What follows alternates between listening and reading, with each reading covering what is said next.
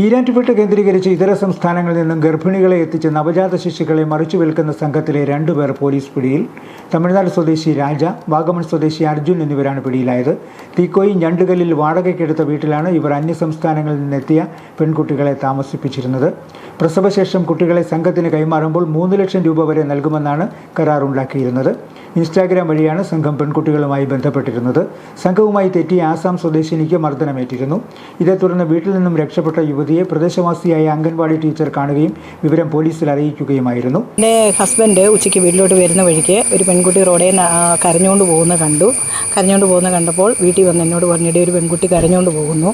അപ്പം ഞാൻ ചോദിച്ചു എന്താ നിങ്ങൾ ചോദിക്കാഞ്ഞെന്ന് ചോദിച്ചപ്പോൾ പറഞ്ഞു പെങ്കൊച്ചല്ലേ, അതുകൊണ്ട് ഞാൻ ചോദിച്ചില്ല. അപ്പോൾ ഒരു കാര്യം ചെയ്ത് നീയും കൂടെ വാ, നമുക്ക് ചെന്ന് ചോദിക്കാമെന്ന് പറഞ്ഞു. അങ്ങനെ ഞാനും എൻ്റെ ഹസ്ബൻഡും കൂടെ ഈ പെങ്കൊച്ചിൻ്റെ പുറകെ പോയി ആ കൊച്ചിനെ കണ്ടെത്തി. അവിടെ വന്ന് ചോദിച്ചപ്പോൾ ഞാൻ ആസാമിൽ നിന്നാണ് വരുന്നത്, ആസാംകാരിയാണ്, ഞാനിവിടെ ഒരു വീട്ടിൽ ജോലിക്ക് വന്നതെന്നാണ് പെങ്കൊച്ച് പറഞ്ഞത്.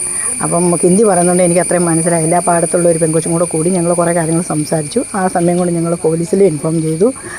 പോലീസിൽ വിളിച്ചിട്ട് അവർ അന്നേരം വന്നില്ല. അത് കഴിഞ്ഞ് കുറച്ച് കഴിഞ്ഞ് CIനും കൂടെ വിളിച്ച് കഴിഞ്ഞപ്പോഴാണ് പോലീസുകാരെത്തിയത്.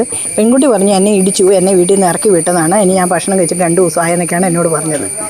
ഞാൻ ചോറ് കൊടുത്തെങ്കിലും ഒരു കുറച്ച് ചോറേ ഉണ്ടുള്ളൂ. ആ കരയുമായിരുന്നു, കരഞ്ഞുകൊണ്ട് മൂത്ത കൊച്ചുമുണ്ട്. അപ്പം ഞാൻ ഇനിയിപ്പം നീ എങ്ങോട്ട് പോകുമെന്ന് ചോദിച്ചാൽ പറഞ്ഞു ഹസ്ബൻഡിനെ വിളിച്ച് വരുത്തി നാട്ടിൽ പോകണം, ആസാമിൽ പോകണമെന്നാണ് എന്നോട് പറഞ്ഞത്. എങ്ങനെ പോകുമെന്ന് ചോദിച്ചപ്പം ട്രാവൽ ചെയ്ത് ട്രെയിനിന് പോകുമെന്ന് പറഞ്ഞു. ഇതുവരെയും ഇവിടെ ഇങ്ങനെ ഒരു സംഭവം നടക്കുന്ന കാര്യങ്ങളൊന്നും ശ്രദ്ധയിൽപ്പെടുകയോ സംശയാസ്പദമായി ഒന്നും കണ്ടെത്താനായിട്ട് സാധിച്ചിട്ടില്ല. അതിനുള്ള ഇടം വന്നിട്ടില്ല. കാരണം 1 മാസം പോലും ആയില്ല ഈ വീട് അവർ വാടകയ്ക്ക് എടുത്തിട്ട്. ഇവിടെയുള്ള ഫാമിലി അവർ നല്ല ഫാമിലിയാണ്. അവർ അങ്ങനെ വീട് മോശം ആൾക്കാരൊന്നും അല്ല. ഇവിടുത്തെ ഇതിൻ്റെ ഉടമ നല്ല ഫാമിലിയാണ്. അവർ ഞങ്ങളിവിടെ വന്നപ്പോഴാണ് അവർ പുള്ളിക്കാനത്തു നിന്നാണ് ഇവിടെ ഒന്ന് താമസിക്കുന്നതെന്നൊക്കെ നമ്മൾ അറിയുന്നത്. ആസാം സ്വദേശിനിയെ താമസിപ്പിച്ചിരുന്ന വീട്ടിൽ ഗർഭിണികളായ മറ്റു സ്ത്രീകളും ഉണ്ടായിരുന്നതായി പെൺകുട്ടി പറഞ്ഞു. പെൺകുട്ടിയെ സാന്ത്വനം ചാരിറ്റബിൾ ട്രസ്റ്റിൻ്റെ സംരക്ഷണത്തിലേക്ക് മാറ്റി. സംഭവത്തെക്കുറിച്ച് പാലാ DYSP K. സദൻ്റെ നേതൃത്വത്തിൽ അന്വേഷണം തുടരുന്നു.